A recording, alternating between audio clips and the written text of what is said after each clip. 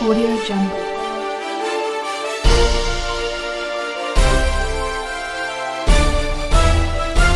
Audio Jungle. Rajasthan सरकार स्वच्छता model के गुप्ता का पाली दौरा। गुप्ता की अध्यक्षता में स्वच्छ भारत मिशन ग्रामीण कार्यशाला आयोजित। गुप्ता ने युवाओं से किया अनुभव साझा। स्वच्छ भारत मिशन ग्रामीण के तहत पाली के कलेक्ट्रेट सभागार में ठोस एवं तरल कचरा प्रबंधन पर एक दिवसीय कार्यशाला आयोजित की गई। कार्यशाला एसबीएम ग्रामीण राजस्थान समन्वयक व पूर्व सभापति डूंगरपुर नगर परिषद एवं राजस्थान सरकार स्वच्छता मॉडल के गुप्ता की अध्यक्षता में संपन्न हुई, जहां गुप्ता ने युवा टीम के साथ अपने अनुभव साझा किए। गुप्ता ने बताया कि स्वच्छता से ही समृद्धि होती है, सभी को मजबूत इच्छा शक्ति और भाव से गांव बढ़ाने तक स्वच्छता का कार्य करना है। उन्होंने कहा कि स्वच्छता के लिए संकल्पित राज्य सरकार संसाधनों की कोई कमी नहीं आने देगी। स्वच्छ भारत मिशन से जुड़े राजकीय कार्मिकों से कहा कि राज्य सरकार स्वच्छता को लेकर गंभीर है। प्रत्येक पंचायत समिति में मॉडल ग्राम पंचायतों का चयन कर उनमें पूरे मनोयोग से स्वच्छता का कार्य करे। खर्च कर देते हैं, जब 5 साल बाद चुनाव आते हैं तो दोबारा खर्चे उसी गति से चलता है। लेकिन किसी भी सरपंच साहब ने अपने ग्राम को स्वच्छ बना दिया और स्वच्छता को धरातल पर उतार दिया। मैं पूरे विश्वास को, ईश्वर को साक्षी रख के इस बात को कह सकता हूं कि अगले 5 साल बाद जब चुनाव होंगे आपको 1 रुपया नहीं खर्च करना है।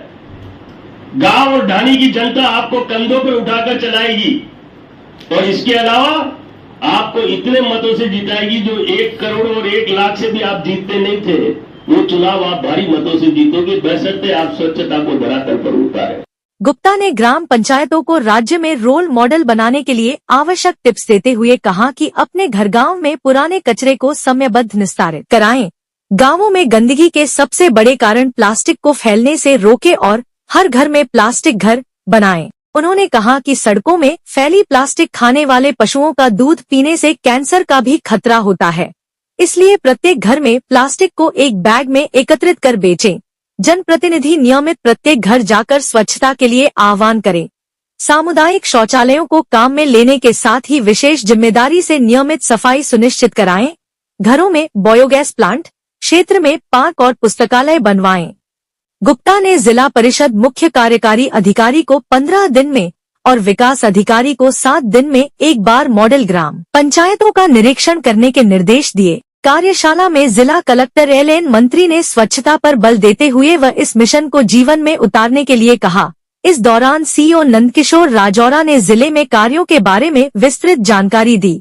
कार्यशाला में जिले की विभिन्न पंचायत समितियों के विकास अधिकारी, एएन सरपंच, विकास अधिकारी, जेटीओ, ठोस कचरा प्रबंधन विशेषज्ञ सहित अन्य जनप्रतिनिधिगण मौजूद रहे। इससे पूर्व गुप्ता ने सर्किट हाउस में शहर के प्रबुद्धजनों से मुलाकात कर प्रधानमंत्री मोदी के स्वच्छ भारत मिशन की जानकारी प्रदान की। बहुत बहुत धन्यवाद अर्पित करता हूं। और जहां तक सवाल है स्वच्छ भारत मिशन ग्रामीण और माननीय हमारे देश के ओजस्वी प्रधानमंत्री श्री नरेंद्र मोदी जी का, नरेंद्र मोदी जी ने इस देश और दुनिया को जो दिया है, शायद इसकी कल्पना आज से पहले, मैं ये कह सकता हूं 2014 से पहले किसी ने की भी नहीं होगी। स्वच्छ भारत मिशन में वो ताकत है, वो ऊर्जा है कि जो देश के हर व्यक्ति के लिए आवश्यक भी है। और मैं ये कह सकता हूं कि जीने का सबसे बड़ा अगर कोई तरीका है तो वो है स्वच्छ भारत मिशन के मार्फत। स्वच्छ भारत मिशन कोई साधारण नहीं है, लेकिन इसकी आवश्यकता और उपयोगिता को समझने की जरूरत है।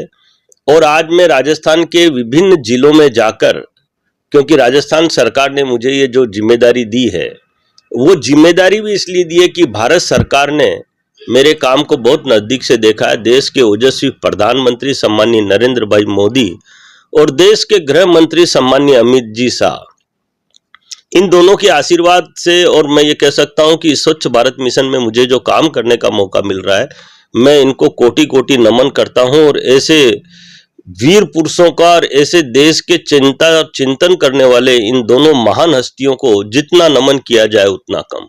हमारे राजस्थान के मुख्यमंत्री श्री भजन लाल जी शर्मा भी स्वच्छ भारत मिशन को लेकर बहुत ज्यादा, और मैं ये कह सकता हूं कि उनके साथ साथ उनकी पूरी टीम, सम्मानीय मंत्रीगण, सभी बहुत ज्यादा सचेत हैं और सभी ने यह दृढ़ निश्चय कर रखा है कि देश के इस प्रधानमंत्री के स्वच्छ भारत मिशन को गांव और ढाणी के अंतिम छोर तक पहुंचाया जाए। हम देश को समृद्ध और मजबूत बनाने की बात करते हैं, हम देश को विकसित देशों में सबसे आगे लाने की बात करते हैं, हम देश को विश्व गुरु बनाने की बात करते हैं। तो इन सबको जब हम धरातल पर उतारेंगे तो उससे पहले हमें स्वच्छ भारत मिशन को धरातल पर उतारना निहायत आवश्यक है। मैं जहां जहां गांव ढाणियों में जा रहा हूं या शहरों में जा रहा हूं, जिलों में जा रहा हूं, मैं देख रहा हूं कि परिवर्तन की दौर, परिवर्तन जिस गति से चल रहा है, आने वाले समय में हमारा राजस्थान तो कम से कम स्वच्छ भारत मिशन के सारे मापदंडों पर 100% खरा उतरेगा। कहीं कहीं तकलीफें भी हैं, ऐसी बात नहीं है। जन प्रतिनिधि ये सोचता है कि मैं 5 साल के लिए आया हूं, मैं क्यों इस स्वच्छ भारत मिशन को अपनाऊं या इसको क्यों धरातल पर उतारूं, क्योंकि इसमें बाधाएं भी बहुत आती है। सरकारी अधिकारी ये समझता है कि मेरी नौकरी कोई निश्चित नहीं है, साल भर में रहूंगा, साल भर बाद यहां से चला जाऊंगा, तो उसकी भी रुचि नहीं है। लेकिन अब सरकार ने जो मापदंड निश्चित किए हैं उससे लगता है कि जनप्रतिनिधि और सरकारी अधिकारी अपनी जिम्मेदारी के प्रति बहुत ज्यादा गंभीर हुए हैं। जो जिला कलेक्टर हैं वो डूंगरपुर से आए और डूंगरपुर आज पूरे देश के लिए स्वच्छ भारत मिशन का एक जीता जागता उदाहरण है। और स्वच्छ भारत मिशन ही नहीं, हमने स्वच्छ भारत मिशन के जितने भी मापदंड, जैसे पर्यावरण की बात करूं तो राजस्थान में सबसे अच्छा पर्यावरण है तो वो डूंगरपुर में है। मैं जल संचय और जल संरक्षण की बात करूं तो एक बात पूरे दावे के साथ कह सकता हूं कि जिस तरह से हमने जल संचय और जल संरक्षण पर काम किया, उसकी गूंज लोकसभा में आज भी गूंज रही है। 5 दिसंबर को सम्मानीय देश के ओजस्वी कहूं या देश के तपस्वी और देश के दिशा और दशा को सुधारने वाले हमारे सम्मानीय गजेंद्र सिंह जी ने लोकसभा के अंदर जब डूंगरपुर को पुकारा और डूंगरपुर का उदाहरण देते हुए बताया कि जल संचय और जल संरक्षण का काम अगर देश में किसी ने किया है तो वो डूंगरपुर निकाय ने किया है। काम बोलता है। हमने डूंगरपुर शहर के अंदर केवल यही नहीं, हमने बेरोजगारी मुक्त डूंगरपुर बना दिया। जितनी भी महिलाएं, परिवार बेरोजगार थे उनको रोजगार से जोड़ दिया। हमने शिक्षा जगत में ऐतिहासिक कार्य किया। हमने बेटी बचाओ और बेटी पढ़ाओ, मेरा कहने का मतलब है कि देश के ओजस्वी प्रधानमंत्री ने जितने भी सपने देखे, जनता को उन सपनों से जोड़ने का जो प्रयास उनके मन और दिल और दिमाग में है, उन सबको साकार करने का लक्ष्य लेकर मैं निरंतर प्रयास करता हूं कि माननीय हमारे प्रधानमंत्री जी के सपनों को हम साकार करें।